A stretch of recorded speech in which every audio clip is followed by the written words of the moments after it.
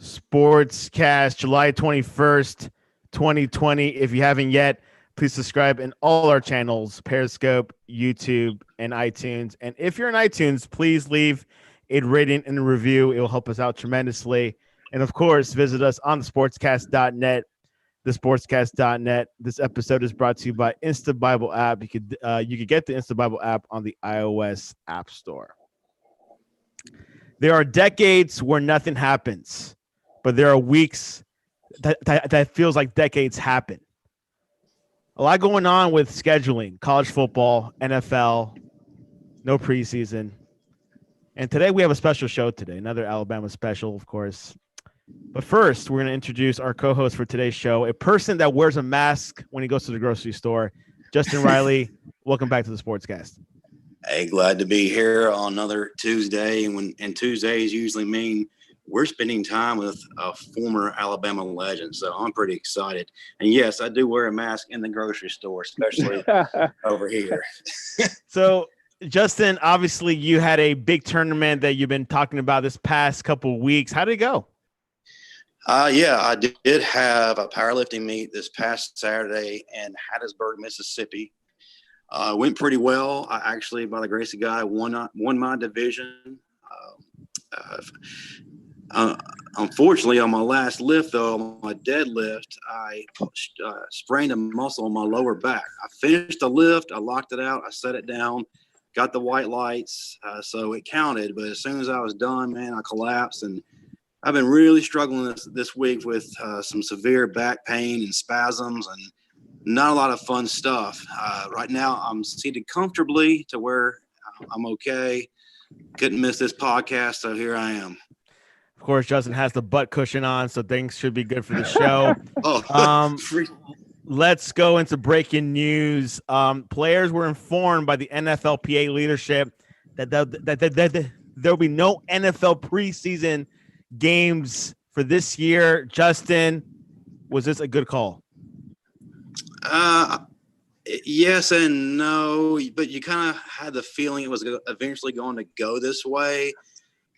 Originally, I think it was lessened to 2 games, but I just kind of felt in the back of my mind, eventually they're going to call it off. This really does hurt some of those players who weren't drafted or maybe who were drafted in the later rounds, who are really trying to establish themselves and make a case for themselves to make their respective teams. I kind of feel for those guys because usually the preseason is their time to showcase why an NFL team should take a chance on them and why they should keep them around. But they won't have that opportunity now. And, of course, the NFL decided about a couple of weeks ago that they wanted to do 2, and now it's gone to 4 no preseason matches. We'll see what happens in the regular season. I'm going to keep an eye on that because I could see this possibility, Justin, of being pushed back the regular season until October. It's quite possible. I think there's a lot of chatter going on about it leading to that. We'll have to see. But right now, my sights are set, for the regular start. Another news in the NFL, Michael Bennett retires. Justin remembers him really briefly. What a legend for Seattle. Oh, absolutely. One of the last remaining members of the Legion of Boom, a tremendous player at his position for a number of years. Wherever he's gone, he's made an impact. And, every great career comes to a close. And for Michael Bennett, that time is now. According to reporter Tyler Turner, colleges are flirting about spring football than playing in the fall. You think that will happen? I think that there are a lot of outlets right now trying to push this and maybe for a story, maybe to get clicks or viewers, but I haven't heard any major outlets talk about this, so I really don't feel like there's any validity to it. I think if you push back football this season to the spring, it's going to create unwanted chaos because of the other spring sports, TV scheduling, and just everything involved. I just don't think it would be a benefit unless it's absolutely necessary. The complexity of college football is definitely coming into play in the next couple of weeks, but we'll see what happens. The SEC is going to have a meeting next week to decide what's going to happen. They are pushing for a full season, so we'll definitely keep an eye on that. Justin Riley, can you please do the honors for tonight? I always do.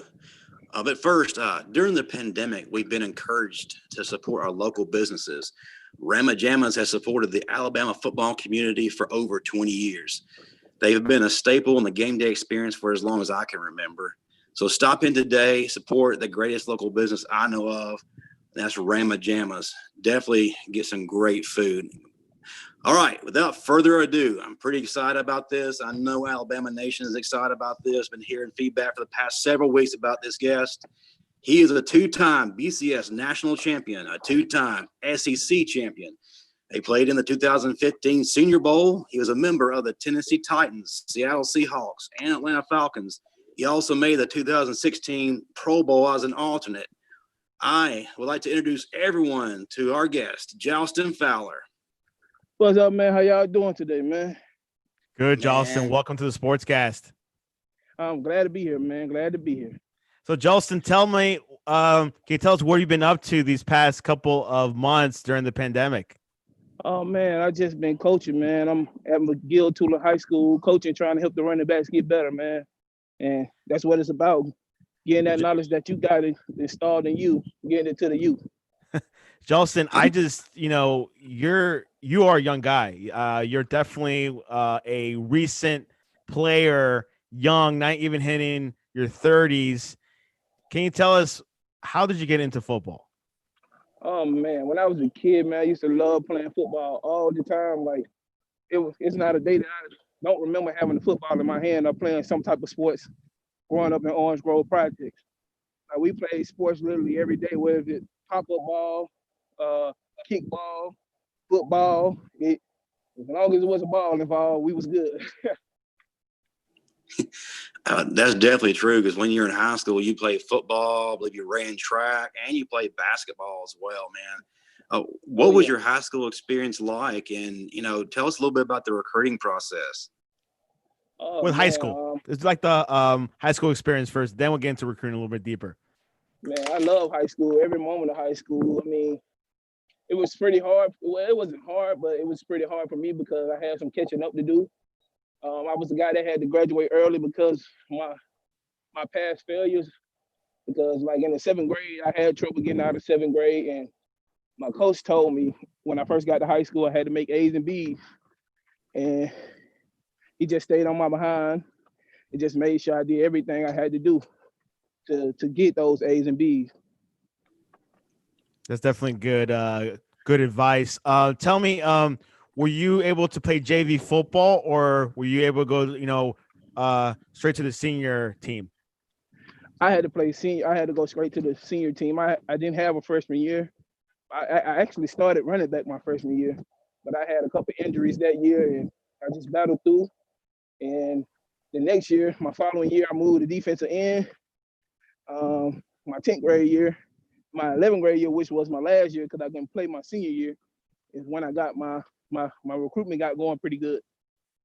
And can you tell us about the recruitment? What teams were interested early on, and who'd you end up with? It's crazy. Actually, nobody was interested at first. Then I went up to Alabama. During the camps, you play this game called Bama Ball. And me and Blake Sims just putting on the show at Bama Ball. We killing everybody. I'm jumping over everybody, like running through everybody. And the coaches, like all the coaches stopped just to come watch me and Blake play Bama Ball. And that's how the recruitment started. And one day I was at the Alabama-Mississippi All-Star game. Coach Stevenson called Coach Saban. Well, I don't know how it went.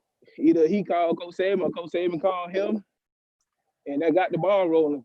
Coach Saban said, we're going to give you a scholarship. And after that, we had Tennessee come in, had Florida State, had a couple more small schools.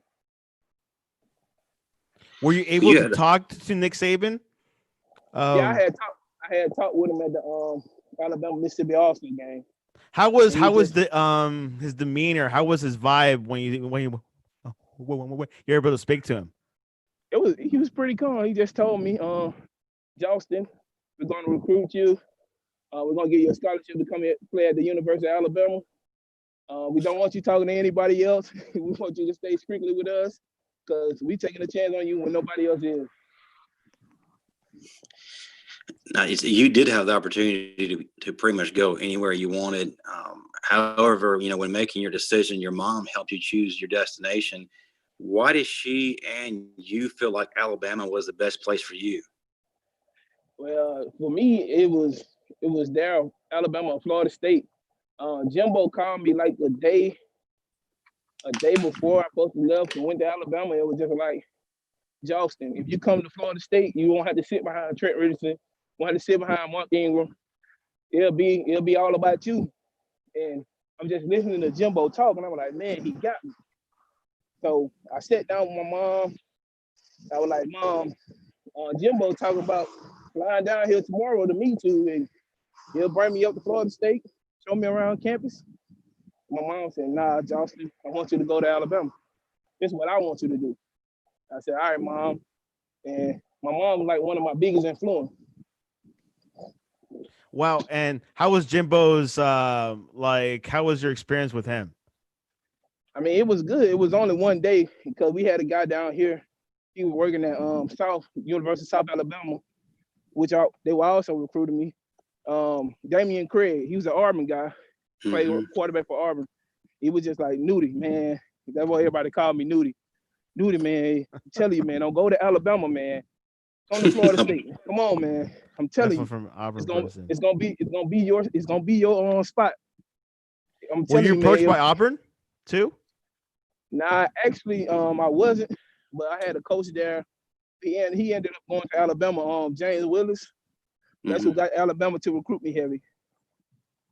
So FSU was your close second. Interesting, Lane, Justin. I would say Lane and Lance Thompson also came down, and they wanted me to come to Tennessee. Wow, it's funny. We always hear Tennessee, Alabama, and then maybe a Clemson or FSU when it comes to recruitment, because we've been interviewing Alabama, like 8 different players, right? Justin, is usually like those 3 teams typically. Yeah, without a doubt. Tennessee has definitely been mentioned with each player we've had on the show as one of the major schools. They were on the list. So, yeah, it is pretty interesting. They have boots on the ground in Alabama, period. Oh, yeah. Especially with the T. Martin thing going on. He was a guy from the Mobile area. And right. They recruited T. Martin. So, it makes you think. Of course, you did choose Alabama, so I'm pretty excited about that. Man, thank you. Oh, yeah. And we did. Yeah. We at Alabama Nation appreciate it. Alabama is known for producing some of the greatest fullbacks in college, but also the NFL. Major Ogilvy, Kevin Turner, Terrence Lynch, LaRon McClain. You were the next in line. What goals did you set for yourself, and was there any pressure following such a legendary bunch? Nah, it wasn't any pressure. I was just pushing myself to get on the field. That's what I prided myself on. My thing was to go up there and Coach Saban them that I could really play football, which I have been doing my whole life. I was just trying to show them and prove to them that I could play ball. It wasn't no pressure into the situation. Speaking of that, at the fullback position, you were a devastating blocker, excellent receiver, and could run the ball like a smoother Jerome Bettis. When you arrived, How about that, Jalston? How about that praise? You like that? Oh, I love that. I love Jerome Bettis. I used to watch the big guy run all the time. Oh, I did too, man. I saw a lot of his running style in you, so I had to make that comparison there. Inspiration. Of course, when you arrived, it was like you didn't need any time to adjust. How were you able to come in on day one with a veteran mentality? Oh, man, like I said, I had something to prove. But the thing is, when I first got to Alabama, I think guys were dropping like flies. We had a couple linebackers get hurt. They moved me to linebacker. Then next thing you know, all the running backs started getting hurt. Mark went down, Trent went down. Then Eddie had an ankle injury. And it was just like, we're just going to move you back to offense. And they kept me there permanently. Right time, right place. Now, Jalston, tell me, what was the atmosphere like when you got to Alabama? Where was it a very championship vibe? What was your first impression when you first got there? Business, all business. Coach Saban trying to get his program going, and he's strictly about business.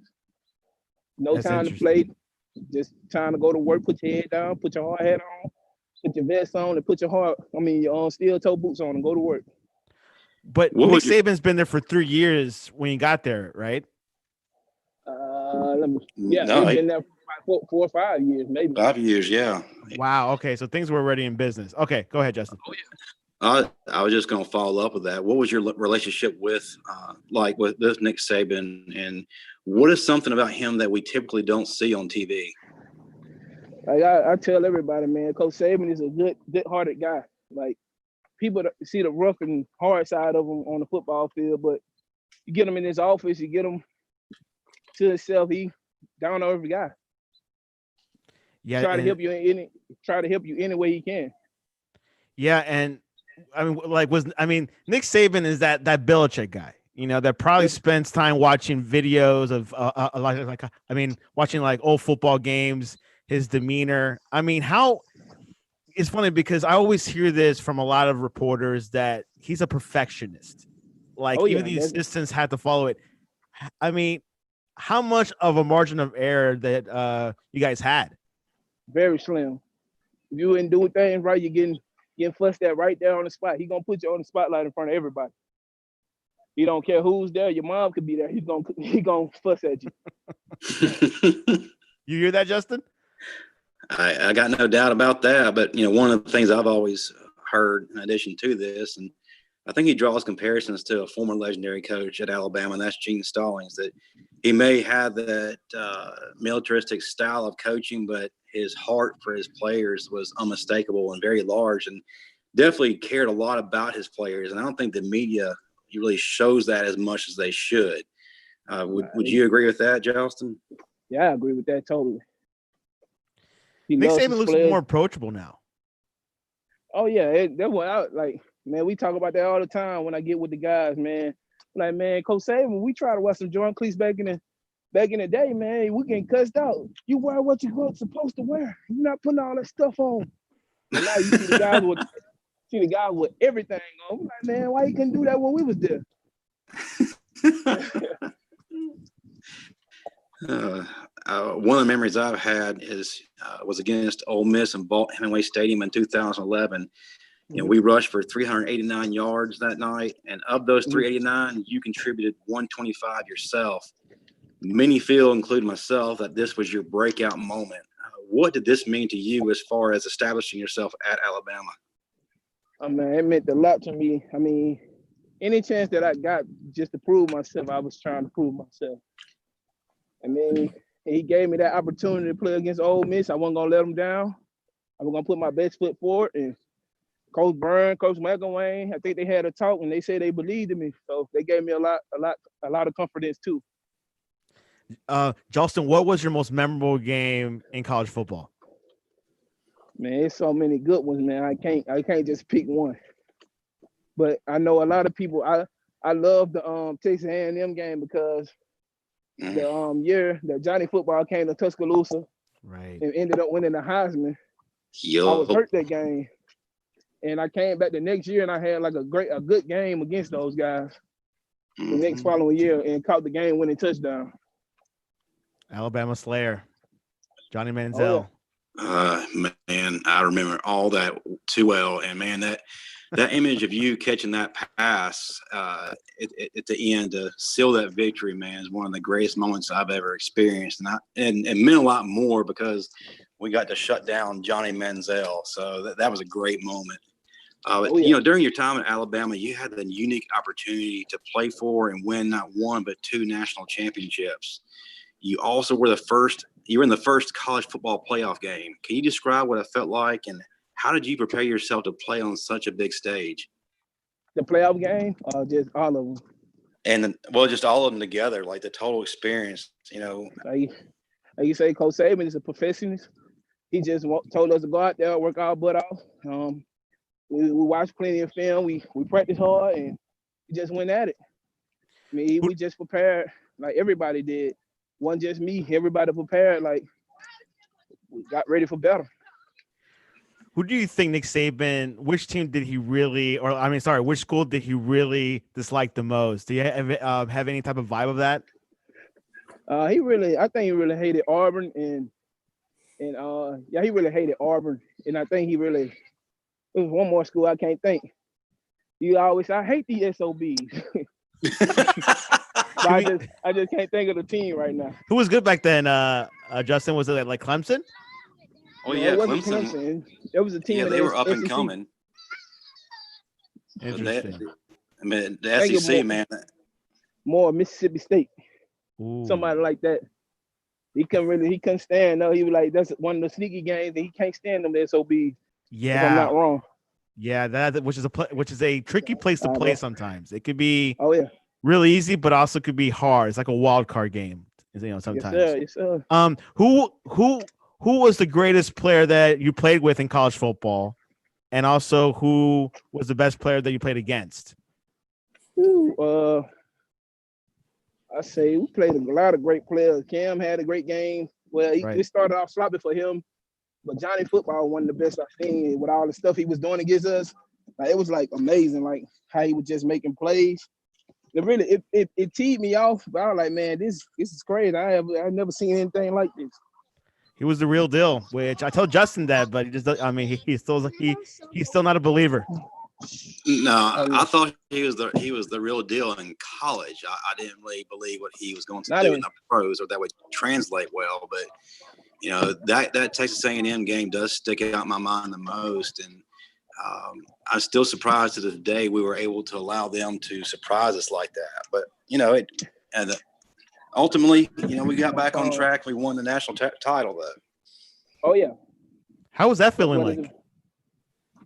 I mean, it was an amazing feeling, man. Like, I felt like I started off with a great year, and I know we played Michigan the first game. I had a great game against them. Then I ended up getting hurt the second game. But I was just cheering my guys on. Yeah, you definitely balled out in that Michigan game. A lot of the highlights I see is that you just plowing through everybody there, and they really didn't have an answer. Just didn't seem like they were ready for that brand of physicality. Nah, they wasn't. I don't think they were. I mean, I think they underestimated us when we were just telling them how hard we were. Who did you have a chance to really mentor, towards the end of your time at Alabama? Derek was like my little brother. Me, Xavier Dixon, Jarek Williams, we hung out all the time. But yeah, I used to talk to Derek a lot, man. And he still to this day, I talk to him every now and then. Text him, we keep up with each other. What do you think about his contract he signed recently? Big money. Speaking of that, let me ask you: do you feel like that should have been taken care of first and foremost instead of that huge contract they gave Tannehill? Great question. Yeah, I feel like they should have looked out for him first, even though Tannehill had a great year. But I think everything went through Derek last year. Right. Yeah, which the coach, it was definitely more of a running back type of team, go first to him. Back to Alabama, some people say that 2011 team was the best Alabama Nick Saban team. Would you agree with that? I agree with that. I mean, we were pretty good, but the real talk, like, I think 2010 team was the best team that he ever had. But we in a lot of games we just weren't focused, and we end up losing a couple games that year. But I think that's the best team that he ever had during his time at Alabama. Who were you like the closest to in the team? Who was your brother?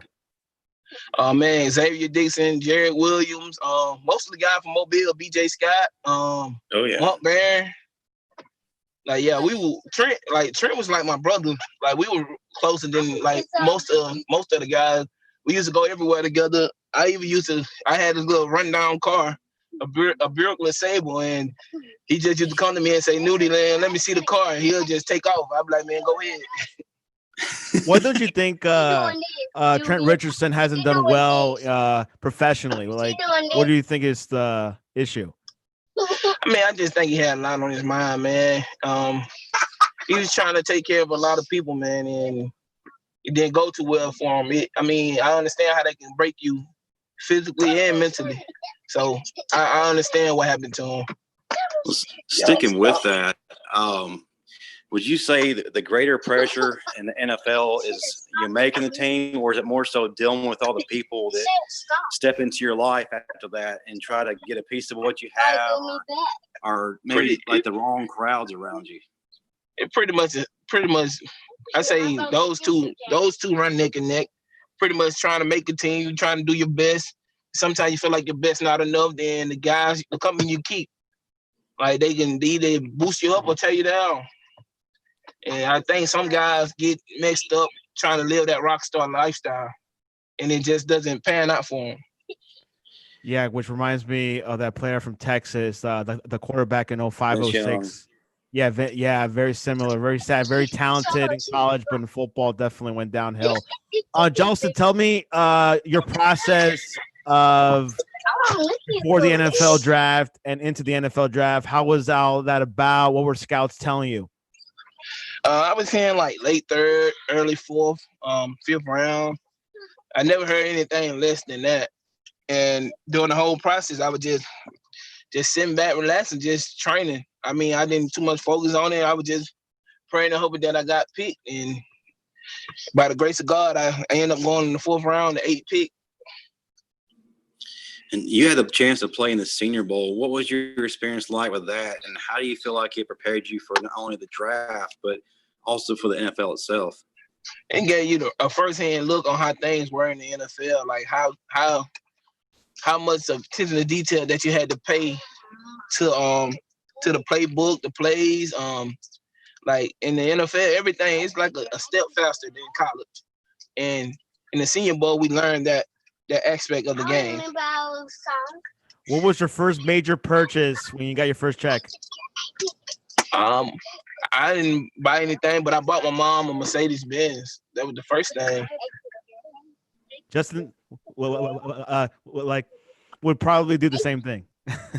Absolutely. Absolutely, man. I mean, that's how I was raised. Yeah, take care of mama first, you know. That's one of the things that's most important. It was ingrained in me coming up, especially in the South, man. Family is everything, and you got to take care of family first, especially mama. Oh, yeah. So can you tell us your time when you got drafted with the Tennessee Titans? How was the vibe like? Was it a good fit for you? Oh, yeah, it was a great fit, man. The guys treated you like family, man. Like, you have some vets there that show you the way. Like, so I know some locker rooms, like, vets don't mess with the rookies, but those vets, they really help everybody out. Like, literally helped everybody. Like, the biggest guy who really helped everybody was Wesley Woodyard. Like, he was a great mentor and a great guy to look up to. Thank you. Coach, your NFL career got off to a great start. You were heavily involved in the success of the Titans offense, and you even eventually made the Pro Bowl as an alternate. What helped you really make that transition so easily? I mean, I wasn't the best guy when it comes to studying, but when I went out on that field, I was trying to, like, literally, like they say, I was trying to kill somebody. I was trying to help my team win at all costs. Like, I just wanted to be a winner. I mean, from high school till I got to the NFL, I was a winner, and that's the only thing I knew how to do. What was your best game? What was your best game with the Titans? I think my best game I had was against the Colts. I think I had like 2 touchdowns, but we ended up losing because on a 2-point conversion, I was trying to make something out of nothing, but I still say that was my best game.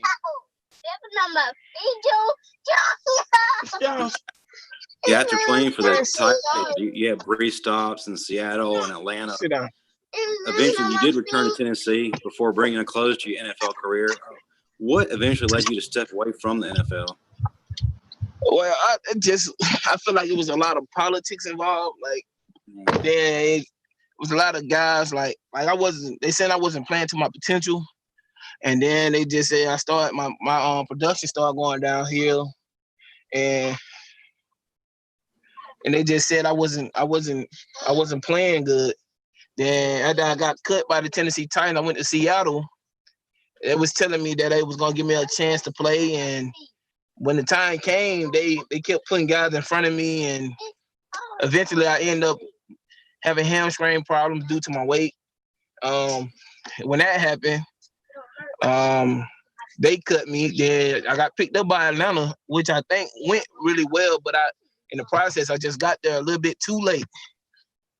And it was too late for me to even be able to make an impact. But they really liked me, and they end up saying if they needed me, if anything was to happen to their fullback, I'll be the first guy on the list they call. And then I end up going back to Tennessee and playing for them. And I got up there and I feel like everything was going pretty good. Then it was like a week, and I had told my wife to move up. I told her to bring the kids, and they cut me. And I'm thinking everything is going smoothly. And I was like, man, I can't keep doing this to my family. I can't keep doing this to myself. And it just broke me down mentally. Yeah, you never know with these processes. And then after that, were you trying to do it again to get back to the NFL? Like what made you said like no more? I just got to the point where I was like, I just literally want to be with my kids and just have time and play with, like, watch my kids grow up, like be a part of their life, because I know the NFL could take away a lot of time from your kids and your family. Was there any interest from like the CFL or from like arena football? Yeah, actually, not too long ago, I had a guy call me about the arena football, but I told him if it's not about coaching, I don't even want to talk. How about the Alliance, like the football league that happened about 2 years ago? I told him I tell everybody like I tell y'all, like if it ain't the NFL, I feel like it's not worth my time. Wow. Yeah, because I'm not gonna even lie to you. No, it's true, because I believe the highest paid for CFL is like $150,000. Right. So, do you feel like a league like the Alliance or even the XFL is something that could eventually work, and could it really benefit players as far as getting back to the NFL? Yeah, it was something that could work. I mean, you just gotta be dedicated to it, and it take a lot of time though. It ain't gonna be easy. Like you're gonna have to put in more time, more effort. Get your cleats and put them on. You're gonna have to spend more time working your butt off. So Jalston, now that you recently got into coaching, how did you get into coaching and things like that? Man, it's funny, man. Like one day I was just playing around on Facebook and still like, man, I want to start coaching. So as soon as I said that, one of my coaches from my rival high school, Wilson High School, guy we call Buckethead, his real name Carl Jackson.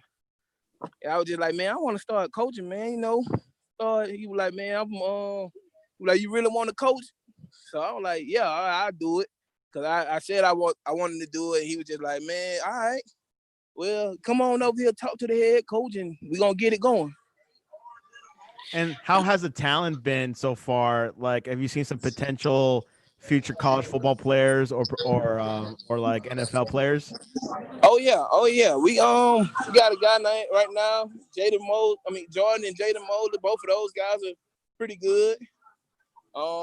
We got I got a young running back, Braylon Matt Reynolds. He's pretty good. He's just a short guy, but he still got a chance to. I think he got an offer from Arkansas State already, so got a couple guys. But you have any type of like direct line to Alabama? Hey guys, I had this one player in my team. You should definitely consider seeing.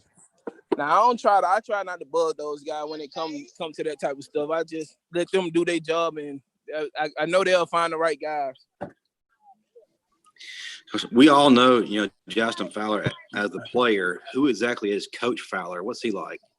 Man, Coach Fowler, the coolest laid back guy is. I mean, all the kids like to talk to me, man, because all the other coaches like fuss and get on their butt, man. I just be talking to them, and they just love talking to me and love being around me. What is your style of coaching like? Is it very perfectionist? Is it tactical, or is it just, hey guys, let's go have fun? It's more like, hey guys, let's have fun, but also let's do our job at the same time. What's your biggest takeaway that you got from Coach Saban that you were incorporating in your style? The thing, I try to get them to see like things that like how to perfect your game, like how to be a pro, how to be a veteran in the NFL, how to prepare yourself for a game. Has the game changed a lot since you left high school?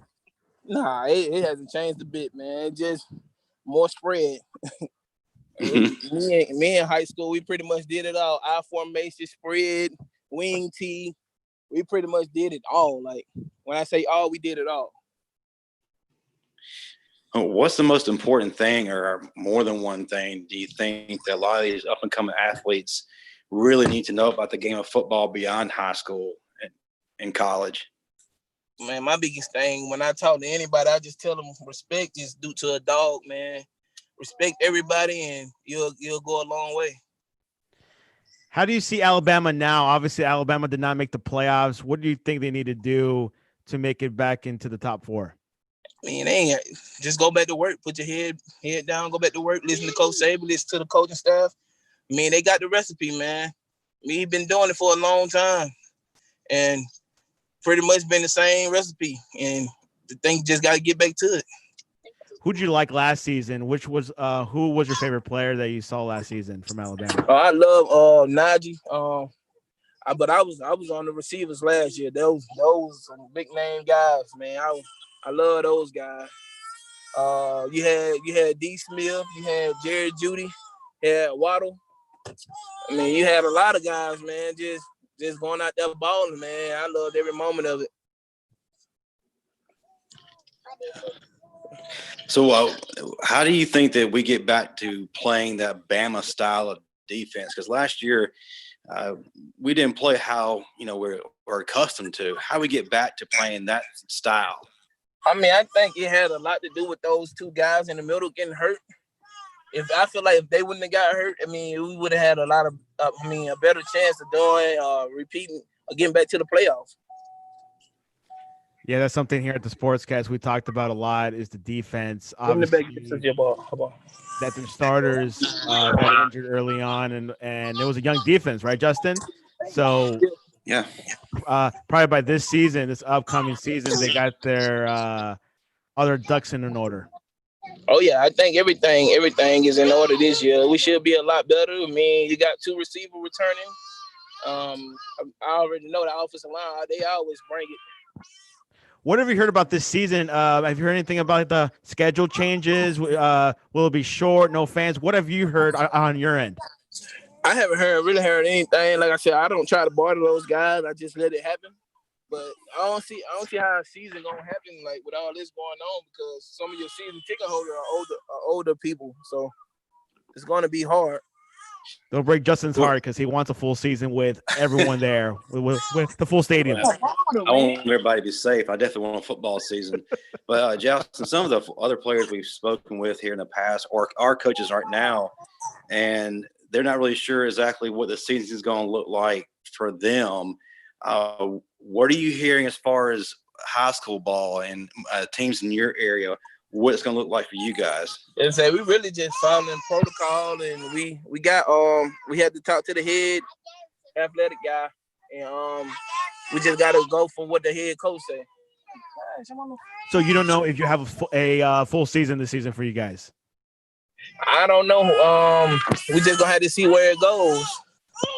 A lot of the high schools have been canceled throughout the season, or maybe have a December, like a short season. I know Justin was talking about Mississippi High School. I think they canceled like the rest of the season, right? What's that now? And Mississippi high schools, have they canceled like their football season? Yeah. No, everything is scheduled as normal. The only thing that has changed, they pushed. It's okay. They pushed back the start date. They're going to start in September. That's the only thing that's really changed as far as how many they will let in. Haven't been really brought to the table yet.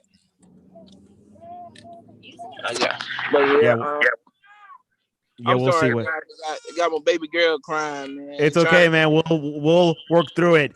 Jalston, can Mike Vrabel take this Titans team to a Super Bowl? Yeah, I think he's a great coach, man. He's a player coach because he actually played the game, and you can learn a lot from him. and just seeing what I seen the last 2 years, I mean, he got him playing great. And do you think Tom Brady can take the Buccaneers to the Super Bowl? Hey, TB, man, that's the GOAT, man. I believe in TB. I told Justin that, but he doesn't believe me. Throw that in my lap. Well, Justin, let me know you have one more before rapid fire, or you want to dip right into it. One more. Speaking of this coming year, who from the Alabama camp do you feel is going to be have an immediate impact this year from the rookie class? Oh man, I think that quarterback Bryce Young is going to be pretty good, man.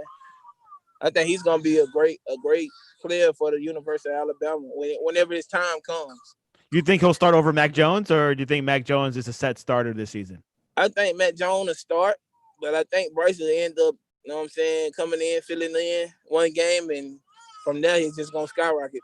I told Justin that all the time, but he's still a believer in Mac Jones. No, I agree that he will be a great player. But I think right now, like Jalston said, it's Mac's team. Yeah, right.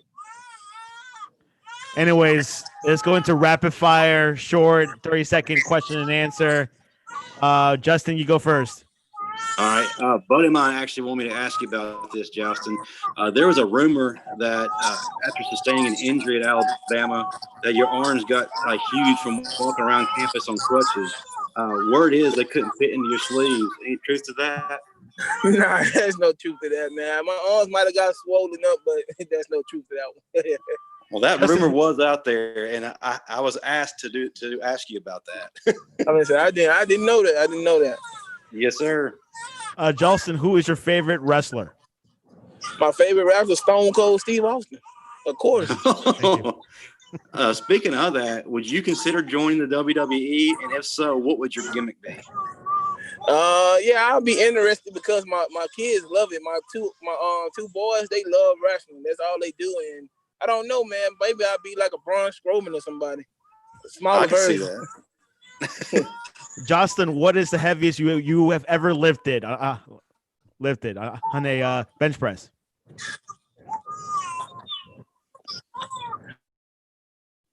Jalston? Justin, he's gone. Jalston's gone. The babies took him. Hey, man. It happens sometimes. Us kids, man, they'll take you. Thank you. Wow, what an interview, Justin. What an interview. Very personal person, very young, and very responsible. I think we found out something that Wikipedia couldn't tell. What happened after he got cut by the Titans? It's been really great talking with players like him and the players we've spoken to over the course of several weeks now. We've been able to see the inside of everything and the things that don't get reported, and things that maybe some of these young athletes really need to pay more attention to. So we really have had. Hello? We got Jalston back. Okay, yeah. Jalston, we got a couple more questions to ask you before you leave. Gotcha. Where's the best place to get fried chicken? Hearts. Come on, down here in Mobile? Wherever. Fried chicken. Oh, I say down here, a place called Hearts. How about Tuscaloosa? I forgot the wing joint up there. They had really good chicken. Justin knows, I think. But was it Archibald's? Archibald, yeah. Archibald. Yeah. Yeah, Archibald's pretty good, man. They had some of the best wings you could possibly get. Wow. Oh, yeah. See, I spend time between Archibald's and then Dreamland. So, but either way, I was getting fed pretty good. So. Oh, yeah. Have you been to Ramajamas? Oh, yeah. I love Ramajamas, man. That's the spot. What's your favorite place? What's your favorite plate to eat there? Man, whatever. Well, back then I ate pork, so I love bacon. So I used to get like an omelet filled with bacon and ham and sausage, and it used to go crazy with the omelets. For $2. Hey, speaking of that, the bacon, man, did you ever take on that national champion BLT? I don't know. I don't think I did. Man, that's just mounds and mounds of bacon, man. You're not allowed to eat that. Well, I saw that. I was like, man, I got to consider tackling that. So I might have to issue a challenge, to someone. Jalston, so how much can you bench? My max I done is 500 pounds. Wow, that's more than Justin, I think. Or the same. My all-time high was 425. So yeah, wow, you beat him. I definitely exceeded my total there. Also, Jalston, what do you recommend Justin to do with the bad back? I just say relax, get as many massages as you can. Take your hot bath, stretch it out. Like take your hot bath, stretch it out, then like put some ice on after you finish stretching out. I got you. I appreciate that. Hey, did you ever get approached by the XFL? And what did that look like if they did? I mean, I probably would have, but I told my agent that I was done with football, so they probably would.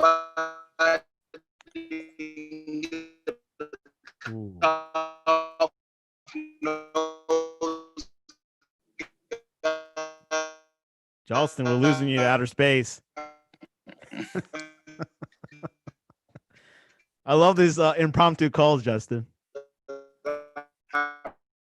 Yeah, it's always a good time. Always a good time. It must have been a great answer right now.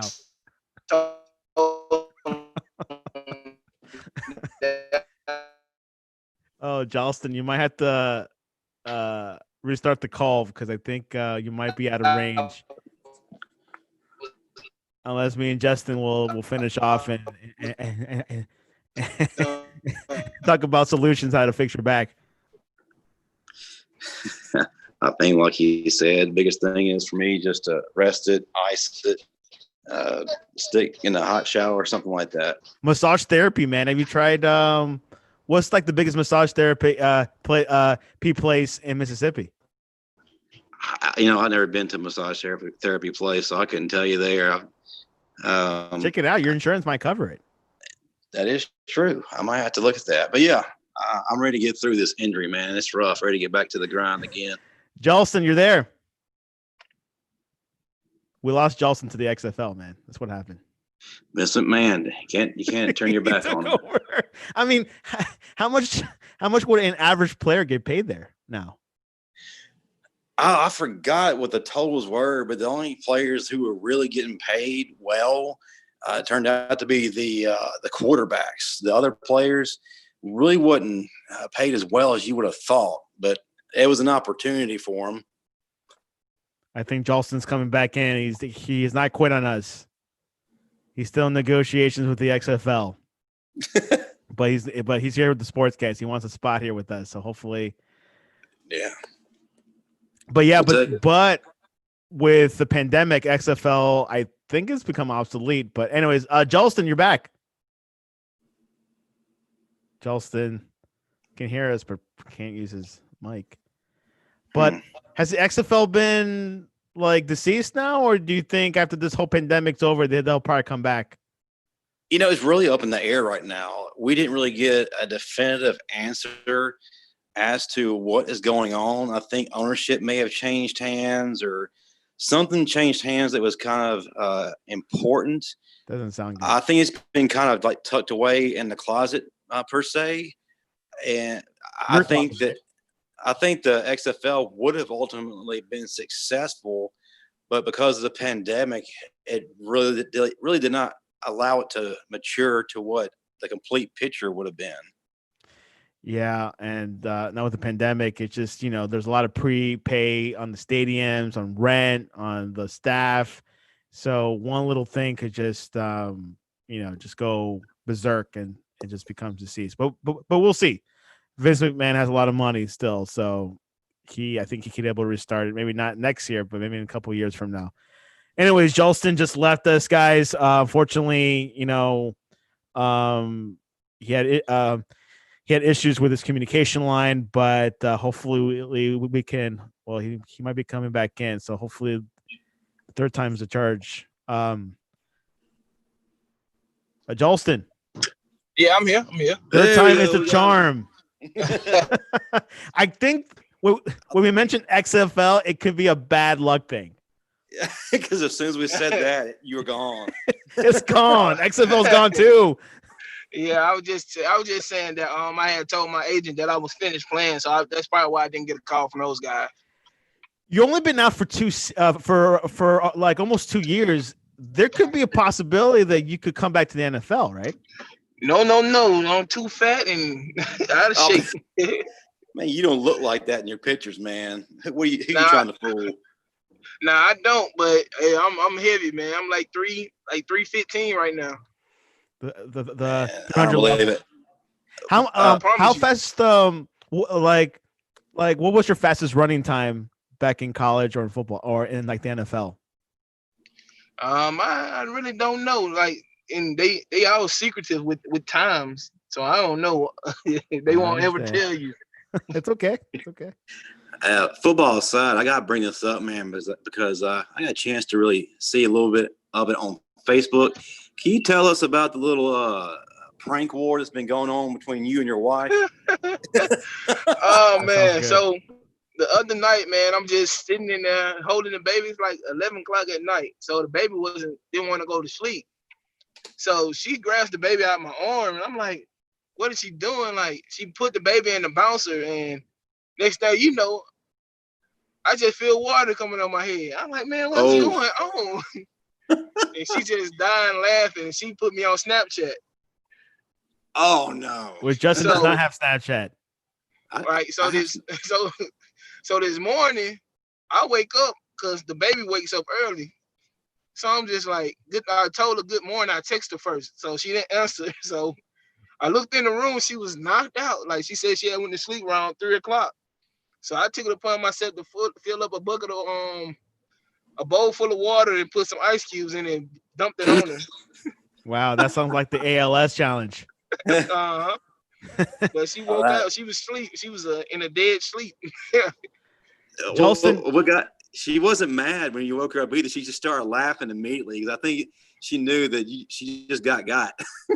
Man, she got me back because by me waking up so early, I messed around and fell asleep again. No. And this time she whipped up some eggs, put it in like a little syringe and shot it in my mouth. Wow.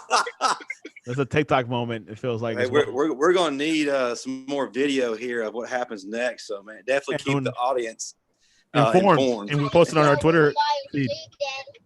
Oh yeah, it's on there. It's on Facebook. So you snatch it off Facebook.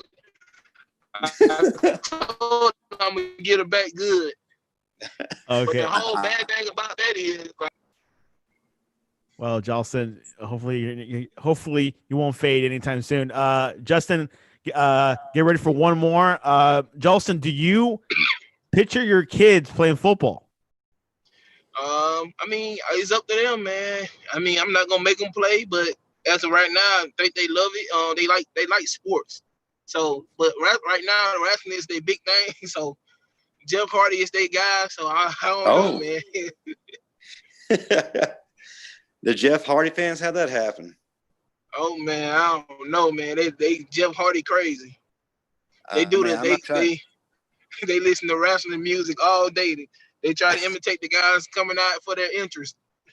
That's great. Hey, that shows you're raising them right, man. That's how my dad raised me. You know, he raised me watching Ric Flair and Hulk Hogan and Dusty Rhodes and all those guys. And I've been in love with it ever since. So that's what I'm talking about, man. Keep that chain going. Oh yeah, I am. But sometimes I even have to wrestle with them. So it's crazy. That's good. That's good. One more, Justin, for the Gipper. Okay, let's see. So, Justin's like, I think I ran out of questions. You can be honest with that. I ran out of questions. No. Do you see yourself staying with high school, or do you feel like eventually you'll land in a college coaching position? Great question. I feel like I'll land in a college coach position because actually I was just talking to somebody about that. And I was just saying I'm gonna start at the high school level and try to work my way up and see where it goes from there. Well, we hope you do make it into the college level. It's pretty exciting. and hopefully maybe like up there with Alabama. Maybe. I mean, it's a possibility. You can't ever count it out. You got the connections, but don't go to UAB. Why not? I'm just kidding. Or Troy. So I go anywhere, man. As long as I can help somebody. So yeah, well, opportunity is an opportunity. Yeah, right. Even Justin will go to Auburn and work there. I don't see. I had to wear my crimson under everything I put on. If I have. I'd have to do that. That would have to be a part of my contract. That'd be hard to do. It's like you become a traitor in a way. I had to wear my had to wear my Bama underwear and my Bama socks every game. Auburn. I would too. Now I could handle Auburn, but Tennessee, I know Coach Pruitt did it, but that'd be hard for me to do. Yeah, dude, that's impossible. I don't know. It's like it's very similar to soccer with Real Madrid and Barcelona. Like Real Madrid hates Barcelona. It's a very similar rivalry. But anyways, that's our rapid fire. The poll question of the day is: what is your favorite junk food? We'll go with Jalston. Junk food. I love cakes, man. Cakes, cookies, anything like that. I love chocolate chip cookies with the pecans in them. Ooh, now we're talking. That's a detail. Good detail. Justin Riley, he's a huge junk food fan. What's your favorite? White chocolate macadamia nut cookies. Oh my Lord! Oh, yeah. From Subway. Yes, from Subway. It's the best there. I always that was a problem for me for a while. So you eat healthy, eat a nice healthy sandwich or a salad, and then you get the cookies. You feel like it's justified at that point after eating the healthy sandwich. Plus a Diet Coke. You just flushed everything down the drain that you work hard for. Yeah, you're right. Anyways, ice cream is winning on our Twitter poll, 36%. Doritos came at second, 27%, and chicken nuggets and cookies are tied at 18%. Oh, that's crazy. Man. Now, what would you pick from those four? Ice cream, Doritos, chicken nuggets, or cookies? Cookies. I'm a cookie man. Might well call me the Cookie Monster. I'm telling you, you bake a whole pan of cookies and you just sit them there. I promise you, I'll eat every last one of them until they gone. Man, and Justin? How's Santa Claus gonna come to your house, man? You can't leave me anything. He's gonna eat it. Justin, what is your daughter's favorite cookie? Whatever she can get her hands on. There's no bad cookie, right? There's no bad cookie. Maybe Oreo might be a question mark. But yeah. Anyways, you could go on our Twitter, Sportscast Twitter at the Sportscast1 to vote. You got about like 8 to 10 hours to vote. Jalston, what is the best way to reach you what's the best way for fans to reach you online? Man, Facebook, Snapchat. I don't have IG, but Facebook, Snapchat. I mean, I've tried to answer all the fans' calls or whenever they write me. I mean, I try to communicate with them. So I'm not bad Snapchat about username? That. I think it's Nudie Baby. Wow, that's right. That's your nickname from college. Oh yeah. Let me say even Coach Saban called me Nudie. He don't call me Jalston.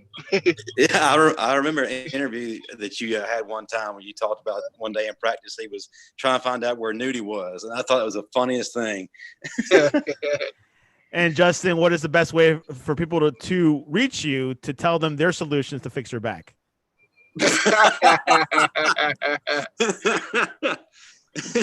Or Jalston just said it right there. Get a massage every day. Yeah. And bring me some white chocolate macadamia nut cookies.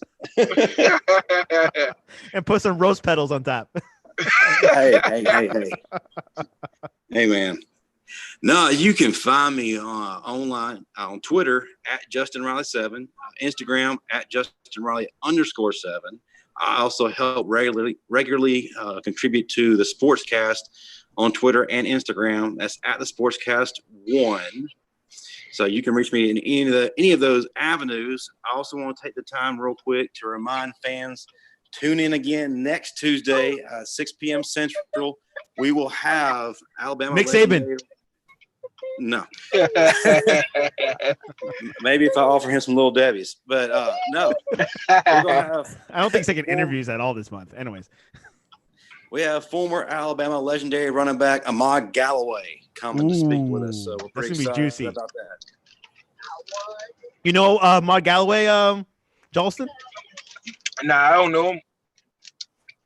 I don't know him either. So hopefully it'll be a good interview as yours because Jalston, I felt like I was just having a coffee with you right now. Oh yeah, man. I'm fun loving, man. I love to have fun, love to talk. I mean, you just gotta make people feel comfortable. Justin, closing words on your end. Yeah, absolutely. I really have enjoyed our talk today. It's like, we've been talking to family, and that's what's one of the greatest things about talking to these former Alabama players, man. Each time we talk to each one, it's like we're talking to family, and it's really a great experience. But yeah, I greatly appreciate you coming on, and you're definitely one of the fan favorites of Alabama, and definitely love the message that you brought to us. And maybe someone out there today was listening that really needed to hear what you had to say about several topics. And I just appreciate you sharing your life with us. Oh, you're welcome, man. Anytime, man. Whenever you want me to come back, I'll be happy to come back. Also, stay tuned for next week. I think Justin might have news on the SEC by next week of what they're going to do. Each conference is making their own decision. We've been hearing SEC wants a full schedule. They want outside non-conference games as well. So they're going to push forward to reality, a little bit of a regular season. And of course, you can stay tuned on the sportscast.net or on our Twitter at the sportscast1. Justin Riley and Jalston Fowler, great show. Thank you. Glad to be here. Roll Tide.